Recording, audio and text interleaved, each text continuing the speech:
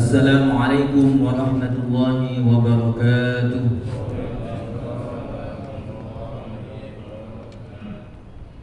Innal hamdalillah nahmaduhu wa nasta'inuhu wa nastaghfiruh wa na'udzu billahi min shururi anfusina wa min sayyiati a'malina man yahdihillahu fala mudilla lahu wa man yudlil fala hadiya lahu.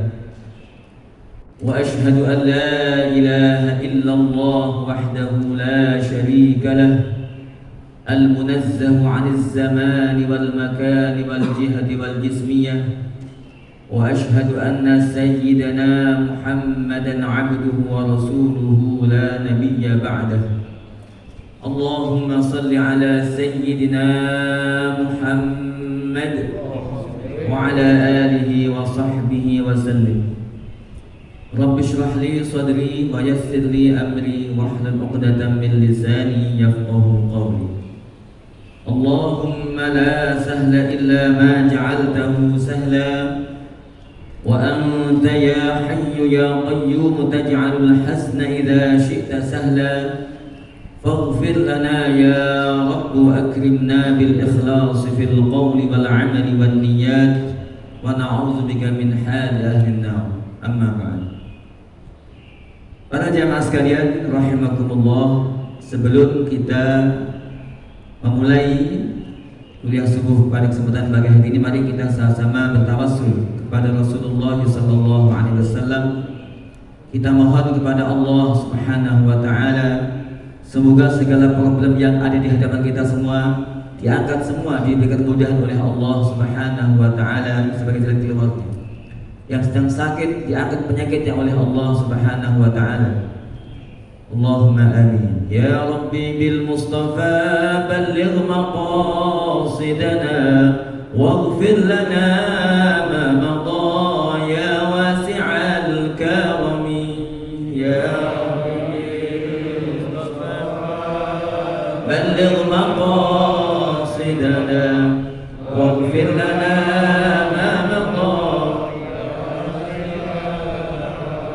هو الحبيب الذي ترجى شفاعته لكل هاول من الأهوال مقتحم. يا ربي بلغ مقاصدنا واغفر لنا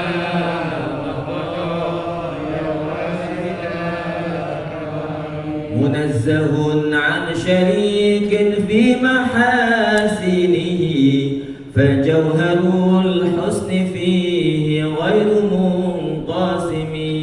يا رب بالمصطفى بلغ مقاصدنا واغفر لنا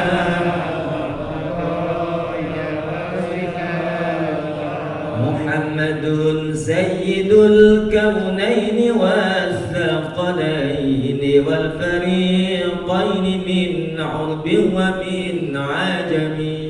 يا ربي بالمصطفى بلغ مقاصدنا واغفر لنا ما مضى. فمبلغ العلم فيه أنه بشر وأنه خير خلق الله كلهم. يا رب بالمصطفى بلغ مقاصدنا واغفر لنا ما مضى يا واسع الكرم. اللهم صل وسلم وبارك عليه. Para jamaah sekalian rahimakumullah, mari sama-sama senantiasa kita bersyukur kepada Allah Subhanahu wa taala atas berbagai macam nikmat dan karunia-Nya kepada kita sekalian, terutama nikmat iman, nikmat Islam, nikmat sehat walafiat. Ketahuilah sesungguhnya nikmat agama Islam adalah nikmat yang sangat luar biasa agungnya, nikmat yang sangat besar yang diberikan oleh Allah Subhanahu wa taala kepada hambanya yang bernama manusia. Tidak semua orang mendapatkan nikmat iman dan Islam ini. Hanya hamba-hamba pilihan yang mendapatkan nikmat iman dan Islam ini. Imam Ahmad meriwayatkan dalam hadis musnadnya bahwa Rasulullah sallallahu alaihi wasallam bersabda, "Inna Allah azza wa jalla yu'ti dunya man yuhibbu wa man la yuhibbu." Sesungguhnya Allah azza wa jalla memberikan nikmat dunia, nikmat keduniaan. Berupa apa itu? Berupa harta, ya, harta melimpah, jabatan yang tinggi, kesehatan yang baik, dan semacamnya. Kepada siapa? Man yuhibbu, kepada orang yang Allah cintai. Orang-orang yang beragama Islam, orang-orang yang beriman, itulah yang dicintai oleh Allah Subhanahu wa taala, mendapatkan nikmat dunia.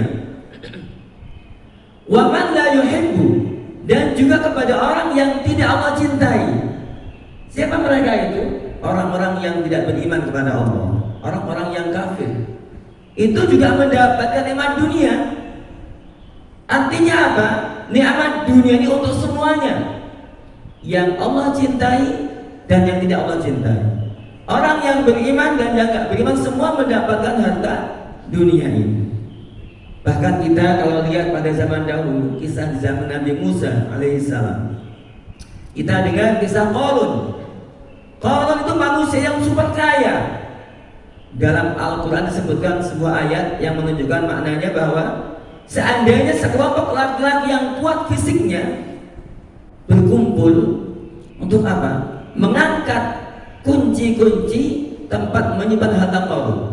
Jadi kalau itu banyak hartanya, kalau di gudang-gudang, setiap gudang dikunci semuanya, gudang-gudangnya itu. Itu kalau dikumpulkan kuncinya saja, sekelompok laki-laki yang kuat fisiknya untuk mengangkat nggak kuat. Kenapa nggak kuat? Saking banyaknya kunci itu. Subhanallah. Ada nggak orang sekarang sekaya itu? Kuncinya saja seberat itu. Sampai-sampai kata ulama dikatakan, seandainya diangkut dengan onta, itu perlu sebanyak 40 ekor onta hanya untuk mengangkut kunci-kunci tempat menyimpan harta Qarun. Tapi ingat, Qarun ini manusia yang tidak bersyukur kepada Allah. Ketika Allah Subhanahu wa taala perintahkan kewajiban zakat lewat Nabi Musa alaihissalam, apa terjadi? Qarun menolak. Padahal sedikit persentasenya itu. Dikatakan dalam sebuah kitab, 1000 dirham zakatnya 1 dirham, 1/1000. 1000 dinar harganya cuma 1 dinar. Sangat sedikit sekali persentasenya itu. Tapi kalau banyak hartanya, dia hitung-hitung, dihitung-hitung, akhirnya apa? Gak mau zakat. Apa terjadi? Qarun manusia yang tidak bersyukur kepada Allah. Qarun aduwwullah, dia musuh Allah. Akhirnya apa terjadi? Allah mengazab Qarun.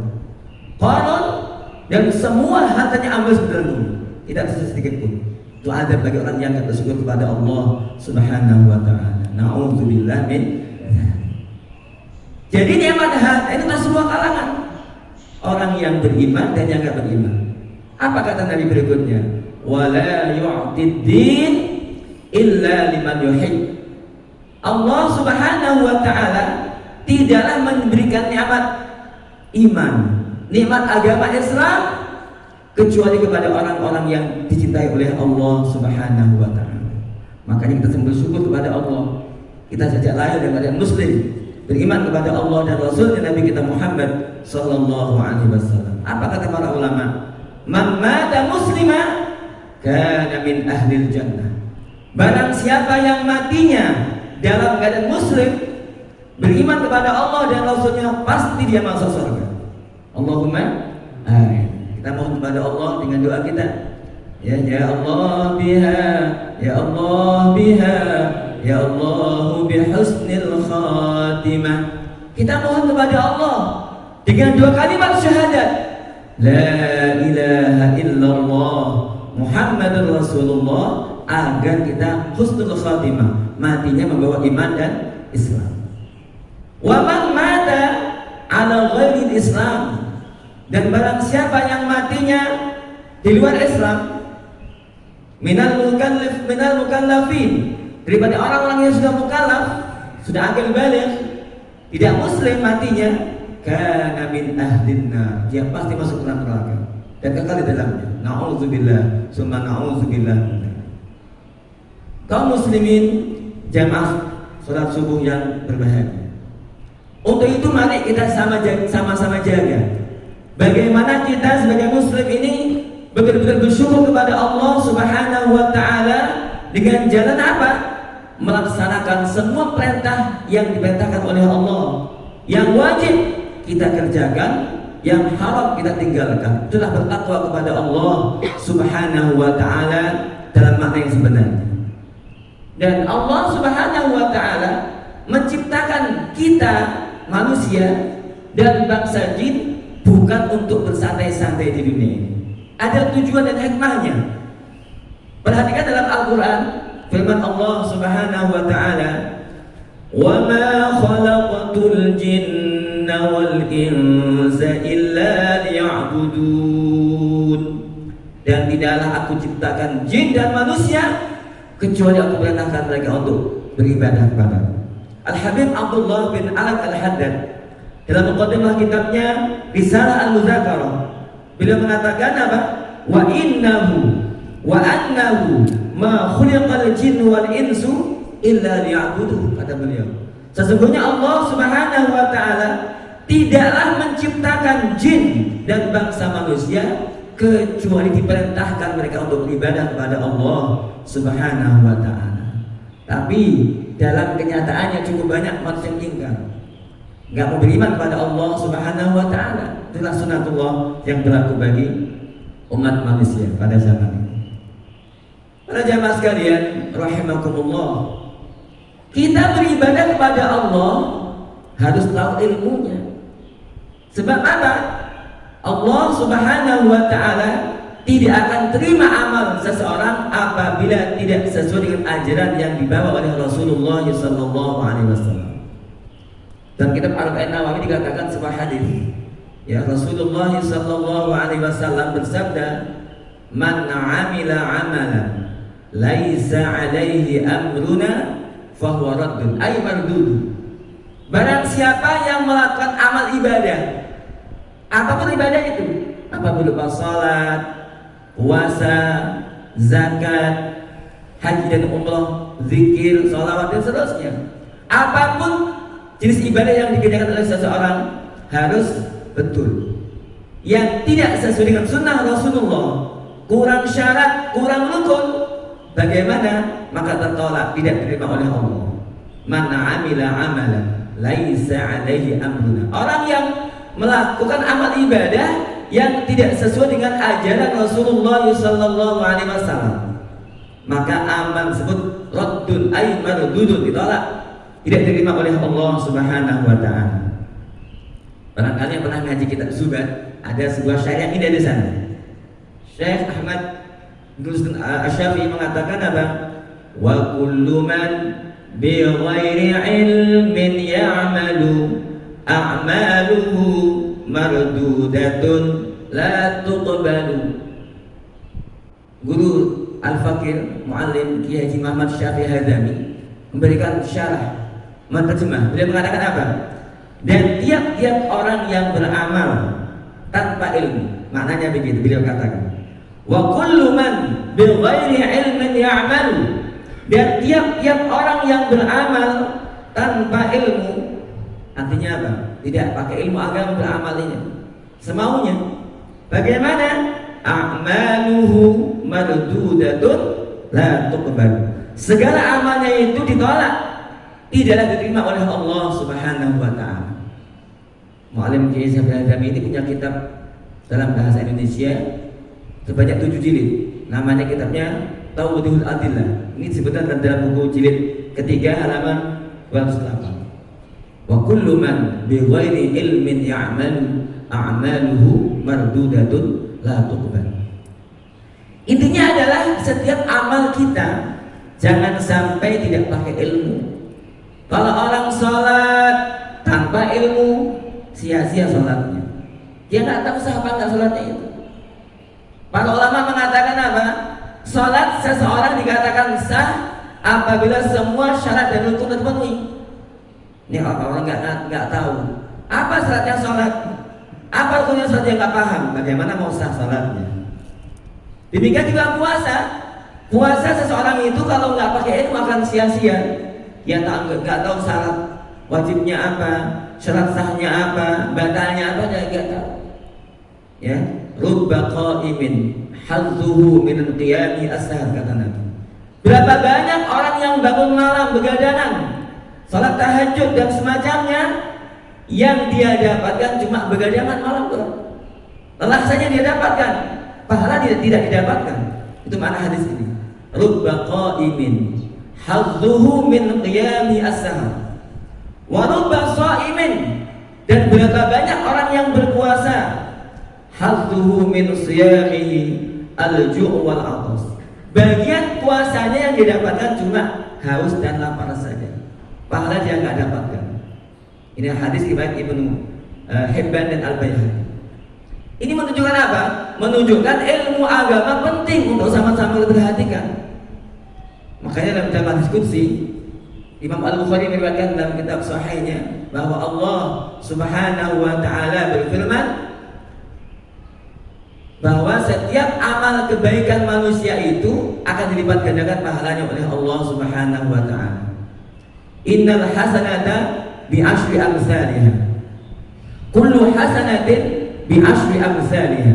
Setiap amal kebaikan seorang hamba itu akan dilipat gandakan ganjarannya oleh Allah Subhanahu wa taala dari 10 kali lipat ila 700 dhifin, sampai 700 kali lipat. Illa siyama, kecuali ibadah puasa, fa innahu li wa ana ajzihi. Kalau puasa itu hanya Allah yang tahu berapa pahalanya. Artinya apa? Di atas 700 derajat orang puasa itu. Lalu bagaimana kita mendapatkan pahala amal soleh kita itu? Nabi katakan apa? Kullu hasanatin bi asyri amsalihha. Setiap amal kebaikan itu ganjarannya dilipat gandakan oleh Allah dari 10 kali lipat sampai 700 kali lipat. Membaca Al-Quran, membaca salawat Nabi, berzikir, apa zikirnya? Tasbih, tahlil, tahmid, hauqalah dan seterusnya. Itu akan diberikan ganjaran yang besar oleh Allah Subhanahu wa taala. Pertama apa? Harus muslim orangnya.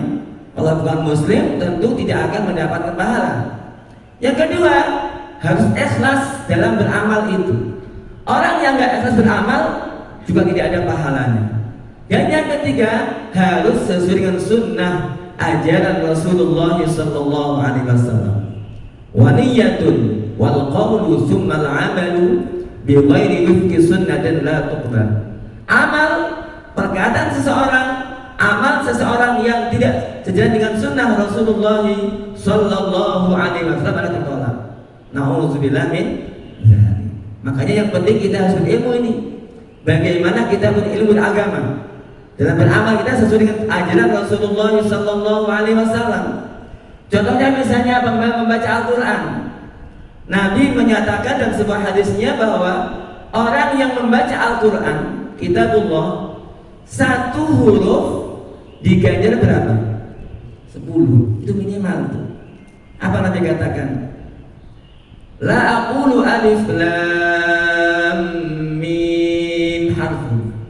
Aku gak mengatakan bahwa alif lam mim 1 huruf, bukan. Nabi katakan walakin alifun harfun. Alif 1 huruf, wa mimun harfun. Mim 1 huruf, wa lamun harfun, dan mim 1 huruf. Jadi alif, lam, dan mim 3 huruf. Kalau bacanya betul, minimal dia mendapatkan 30 kebaikan.